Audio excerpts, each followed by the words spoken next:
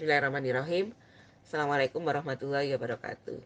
Asyhadu alla ilaha illallah wa asyhadu anna Muhammadar Rasulullah. Raditu billahi robba wa bil islami dina wa bi Muhammadin sallallahu alaihi wasallam nabiyya wa rasulah.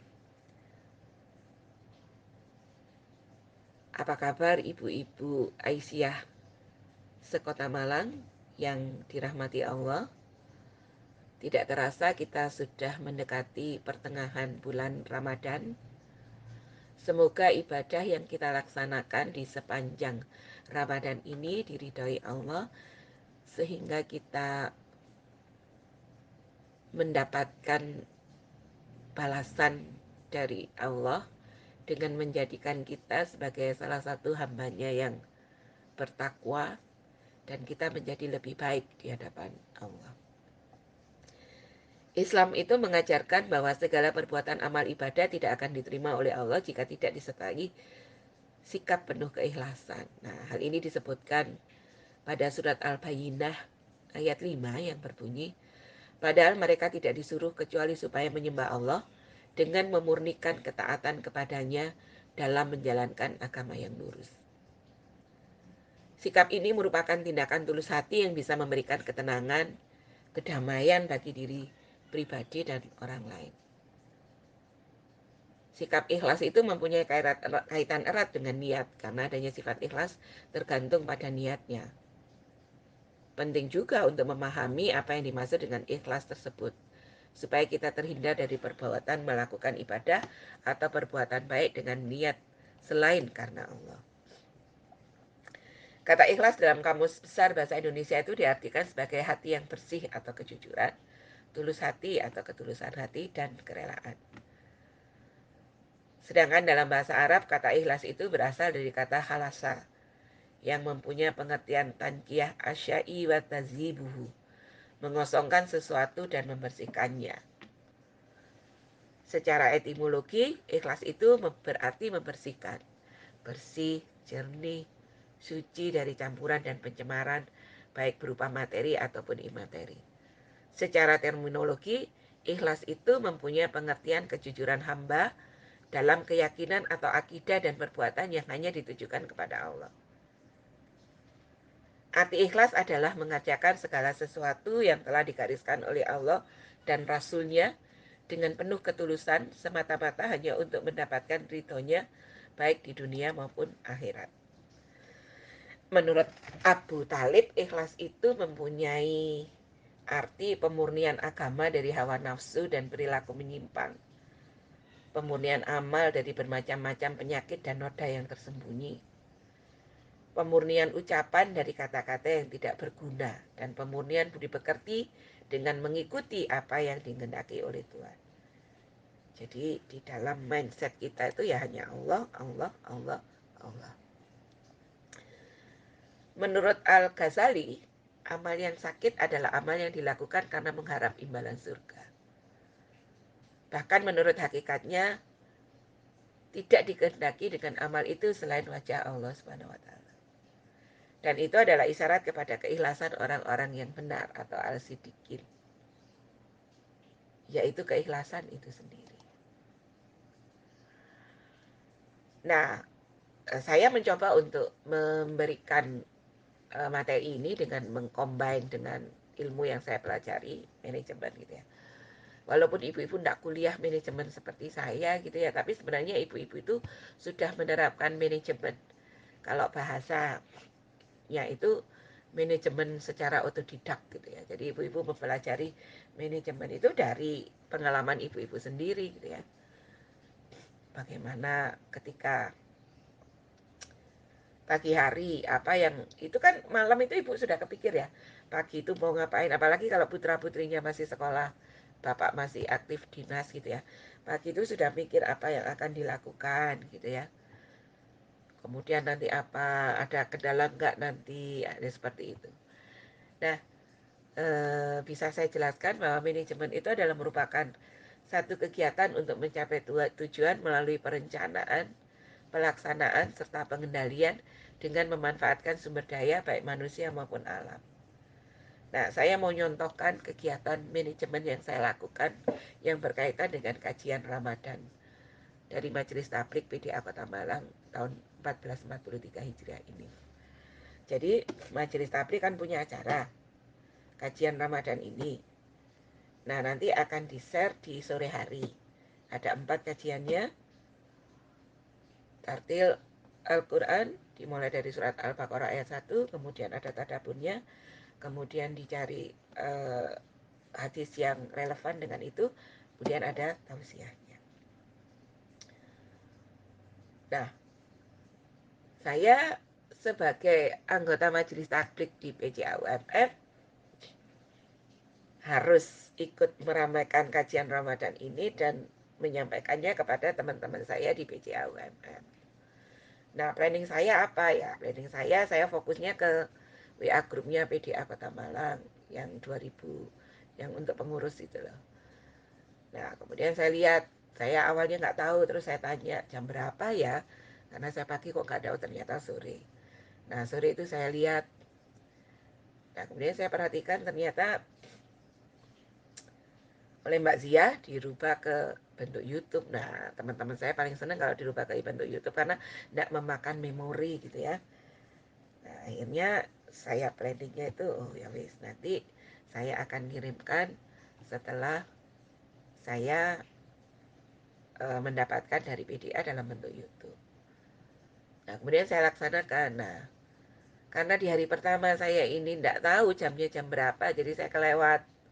Akhirnya hari kedua saya baru saya share.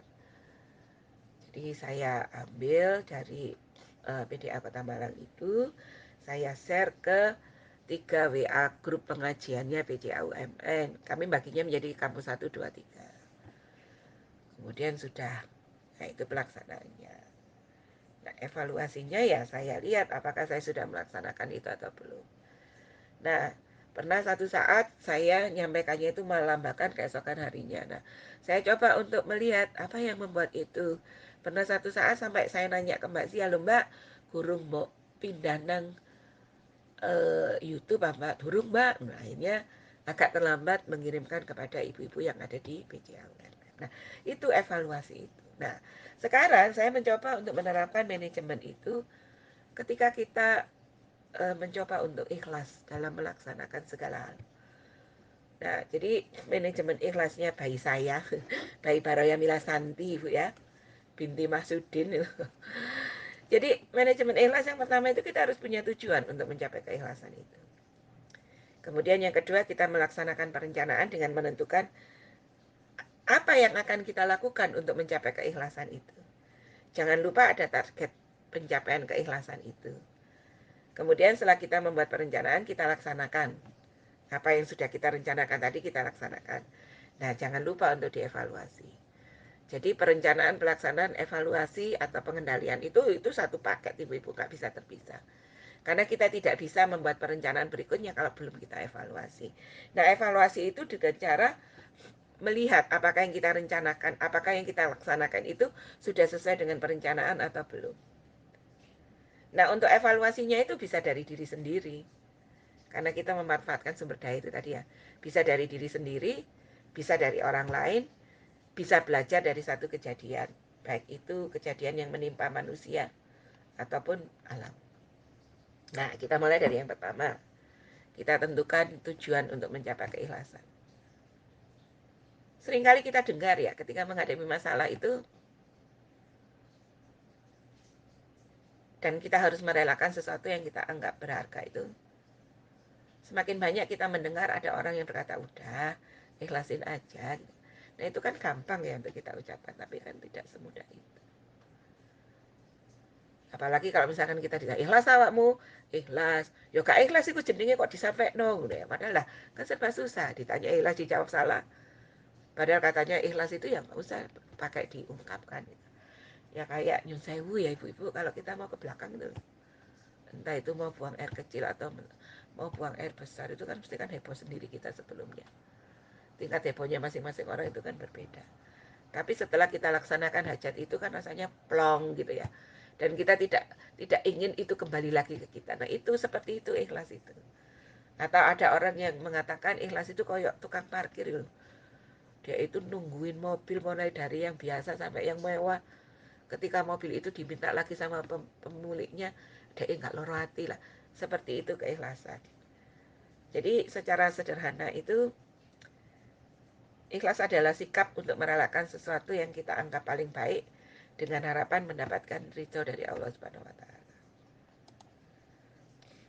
Ikhlas itu bisa dibedakan menjadi 3, yaitu ikhlas awam, ikhlas khawas, dan ikhlas khawas al-khawas.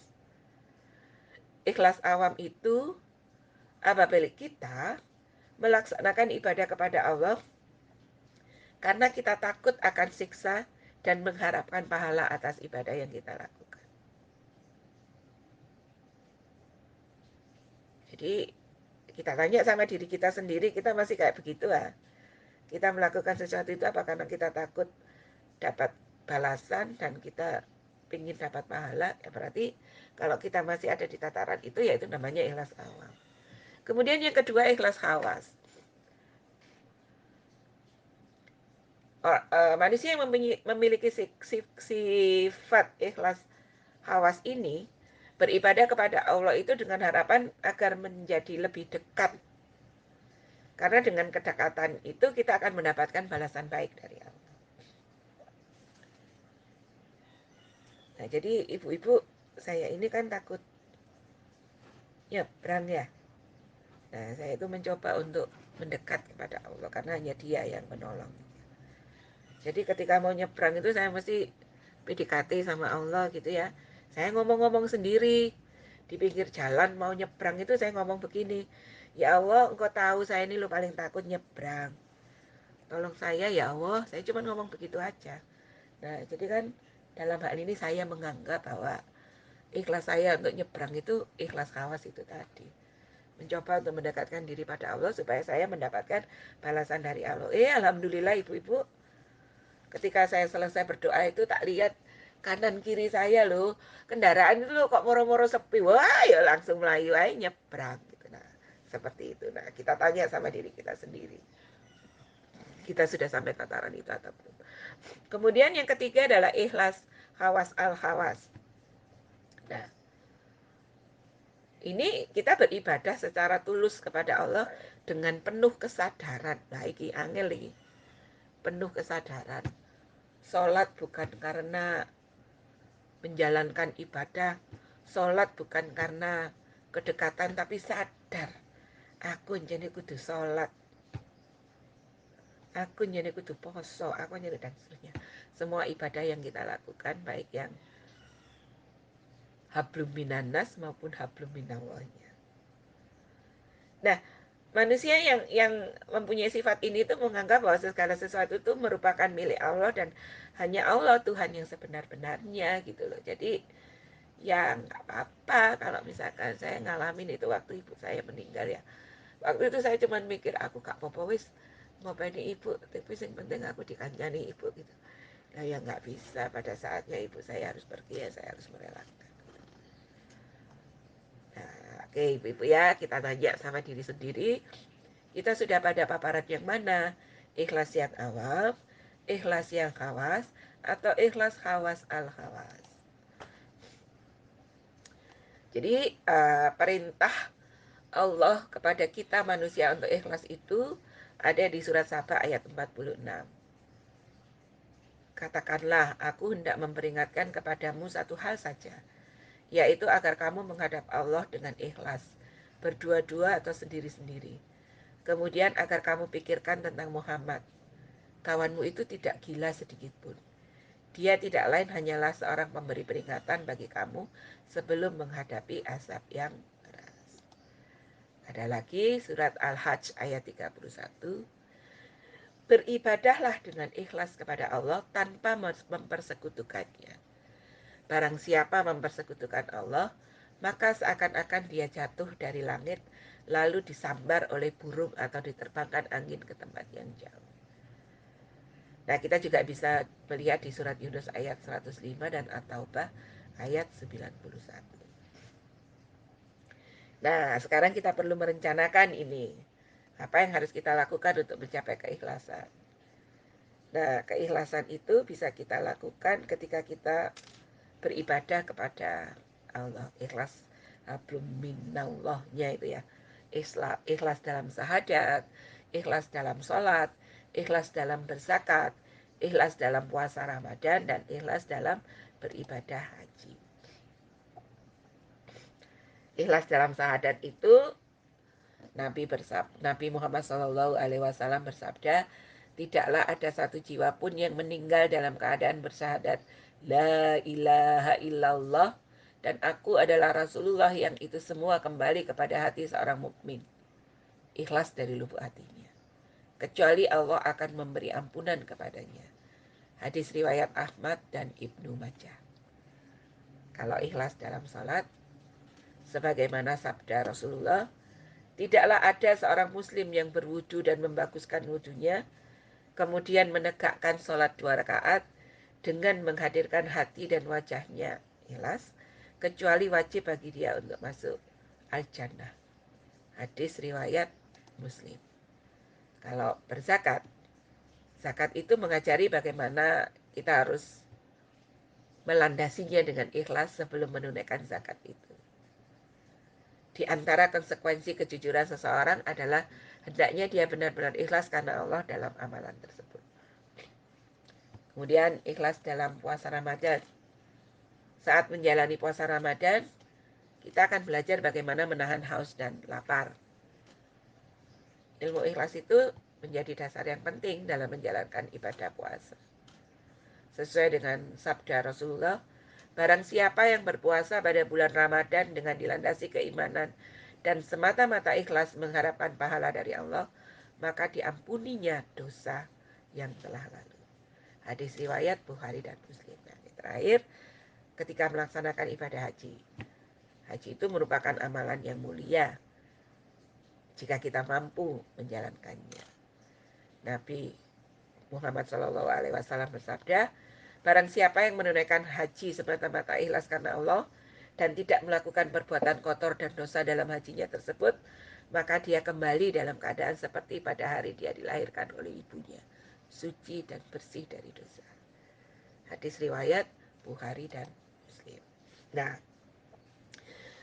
kemudian tadi kan di dalam manajemen itu kita harus tahu bahwa ada target ya tercapainya satu tujuan itu. Nah, ini target tercapainya keikhlasan.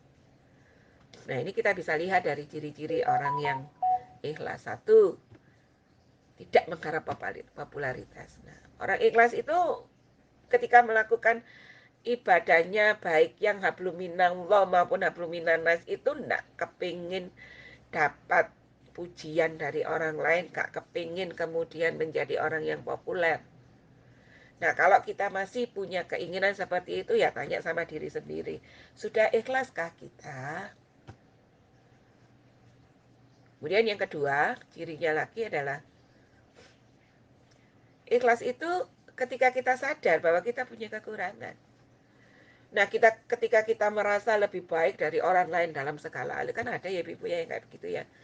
Wong lanang liya salah, kabeh itu sing bener. Nah, itu kita harus tanya, apakah yang kita lakukan sudah ikhlas? Karena ternyata ciri ikhlas itu tadi. Kita harus ngakui bahwa kita itu banyak kekurangan. Oke, itu yang kedua. Dan yang ketiga, ikhlas itu cenderung menyembunyikan amal baik. Jadi orang yang ikhlas itu gak kepingin amalnya itu diketahui sama orang lain. Nah, tapi kadang-kadang kita gak kerasa ya. Terus mau cerita, aku mau mari gini. Wah, ya itu dipertanyakan gitu ya. Saya kadang-kadang kalau ngajar itu kan saya harus cerita tentang hal-hal yang baik gitu. Aku tanya, aku ikhlas nggak ya kok tak cerita no. Tapi excuse saya dalam hati saya, aku ngajari arek-arek kok nggak untuk riak gitu ya. Berarti ya anggap aja ikhlas gitu ya. Kemudian yang keempat, ikhlas itu marah atau cinta itu karena Allah gitu loh. Orang ikhlas itu berusaha ngekang hawa nafsu. Saya masih ingat ya, saya pernah kehilangan laptop. Saya cerita sama anak-anak, Rek maaf yo, aku nggak pakai ini dulu ya, laptopku hilang. Saya sambil ketawa-ketawa, ibu ini loh wong kehilangan kok ketawa loh. Katanya kalau ikhlas itu gitu rek, seneng ambil sedih iku kudu tetap ketawa. Nah, itu ciri yang keempat. Ciri yang kelima, orang ikhlas itu merasa gembira ketika saudaranya memiliki kelebihan. Wah, sekarang kan enggak, kalau konjone susah aku bahagia gitu. Jangan ibu-ibu. Jadi 5 ya ibu-ibu, saya ulangi ya. Tidak mengharap popularitas, semakin mengakui bahwa kita mempunyai kekurangan, menyembunyikan amal kebaikan, marah atau cinta karena Allah, dan gembira ketika ada orang lain yang lebih baik dari kita. Oke. Nah, kemudian tadi kan ada evaluasi ya. Evaluasi itu ya saya cerita ibu-ibu ya, saya cerita loh ya, benar-benar cerita ini loh ya.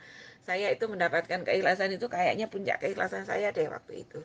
Dan saya tidak bisa memprediksi apakah saya bisa berlaku seikhlas itu gitu ya. Jadi ini ceritanya tentang saya dan ibu saya gitu ya. Saya minta maaf ya nanti kalau saya agak nangis-nangis gitu ya, karena saya selalu terbawa emosi ketika bercerita tentang ibu saya. Ibu saya itu ya semua yang kenal dengan ibu saya itu orangnya apa ya, pokoknya nggak bisa diem gitu loh, semuanya itu ditangani sendiri, pinter masak, pinter sembarang gitu ya, anaknya nggak ada apa-apa nih gitu ya. Nah suatu saat ibu saya kena stroke. Awal kena stroke-nya itu karena saya kena sakit amandel dan harus dioperasi. Nah ibu saya itu kepikiran sampai akhirnya beliaunya sendiri yang sakit, jadi saya nggak jadi operasi amandel, tapi ibu saya yang masuk rumah sakit duluan. Nah ibu saya sakitnya tahun 99. Saya masih ditemani ayah saya waktu itu. Saya cuma 2 bersaudara ibu-ibu. Saya ditemani ayah saya untuk merawat ibu saya. Jadi ketika saya bekerja, saya sudah pensiun. Ketika saya bekerja, ibu saya masih ada yang menemani gitu ya. Tapi ayah saya meninggal tahun 2001. Nah, ibu saya meninggalnya tahun 2012. Jadi selama 11 tahun itu saya ngerawat ibu saya. Ketika ayah saya meninggal, saya berdoa begini pada Allah, ya Allah, karena kan ketika bapak saya masih ada, saya kan mesti pak ibu gitu, kalau saya misalnya nggak bisa. Tapi kan sekarang kan sudah nggak bisa seperti itu lagi. Jadi ketika bapak saya meninggal, saya bilang begini sama Allah, ya Allah, tolong saya harus menjadi orang pertama yang membantu ketika ibu membutuhkan pertolongan. Itu yang saya ucapkan pertama kali. Nah kemudian tahun 2000 ibu saya masuk rumah sakit karena kena stroke itu tahun 2009. Ya itu terakhir ibu saya masuk rumah sakit tahun 2009. Nah pada saat itu nyun sewu ya ibu-ibu, sekali lagi saya tidak riak, saya mencoba untuk menceritakan bagaimana saya mendapatkan keikhlasan, dan saya menganggap bahwa sulit untuk mendapatkan itu lagi ya. Saya ini diminta ibu untuk ikut polis. Nah saya mentok sekitar tahun 2008, mentoknya sekitar tahun 2008. Tapi saya mau berangkat itu mikir ibuku sopo sing ngurusi gitu ya. Akhirnya tahun 2009 ibu saya masuk rumah sakit, kena stroke serangan yang ketiga kalau nggak salah. Nah, saya waktu itu jadi jabat di kampus 1, jadi ketua program studi MM gitu ya. Dan saya kan nggak bisa jaga ibu saya 100%, saya tergantung sama asisten rumah tangga saya yang kebetulan tetangga saya. Nah waktu itu belum ada BPJS, yang ada Askes. Harusnya kan ibu saya masuk RSSA. Saya cuma mikirnya itu sederhana aja. Yang nungguin itu bukan saya nggak kenal dokternya, terus tempatnya agak jauh. Kalau dari rumah saya itu naik angkot turun di PLN, jalannya itu kan lumayan kalau ke pavilion gitu. Akhirnya saya putuskan ibu saya masukkan ke RSI Aisyah. Kebetulan di situ ada teman-teman saya dari FKUMM gitu ya. Logika saya sederhana itu aja. Nah, akhirnya ketika waktu itu ibu saya 10 hari ya di sana. Menghabiskan ada luka di atas tulang ekornya ibu, dekubitus. Bahasa ilmiahnya itu dekubitus. Ada luka itu yang membuat ibu saya masuk rumah sakit gitu ya. 10 hari ibu di sana, karena ada luka itu harus diobati, salah satunya dengan albumin. Dan ibu-ibu tahu harga albumin satu labu berapa, ibu saya waktu itu habis 3 albumin gitu ya. Nah akhirnya Stroke itu nggak murah loh ibu-ibu. Orang kena stroke itu obatnya luar biasa. Akhirnya uang saya yang harusnya tak pakai untuk beribadah itu saya pakai untuk membayar kebutuhan ibu saya. Tapi nggak berhenti di situ. Ketika pulang luka ibu saya belum sembuh. Saya sampai komentar begini, adik saya sampai, Pak sampai bisa ngomong begini. Saya ngomong begini, ya aku ulang darah makan opo gitu. Karena apa? Pensiun ibu saya dapat pensiun double. Kemudian waktu itu saya ambil S3. Jadi tidak dapat ceperan ibu-ibu. Saya cuma dapat gaji pokok sama pensiun ibu saya. Nah selama ini kalau gaji pokok sama pensiun saya itu ya habis untuk kehidupan sehari-hari karena memang nutrisi dan obatnya untuk orang stroke itu luar biasa gitu ya. Nah, saya ngomong begitu, lu mbak sampai kok ngomong kok ngono, iyo. Saya bilang gitu ya, seperti alasannya yang seperti yang saya kemukakan tadi saya sampaikan ke adik saya. Nah benar ibu-ibu, setelah pulang ibu saya masih ada luka, saya harus manggil perawat. Waktu itu saya manggil Mas Cucup, mungkin ibu-ibu yang di RSI Aisyah kenal sama Mas Cucup gitu ya. 2 hari sekali beliaunya datang gitu.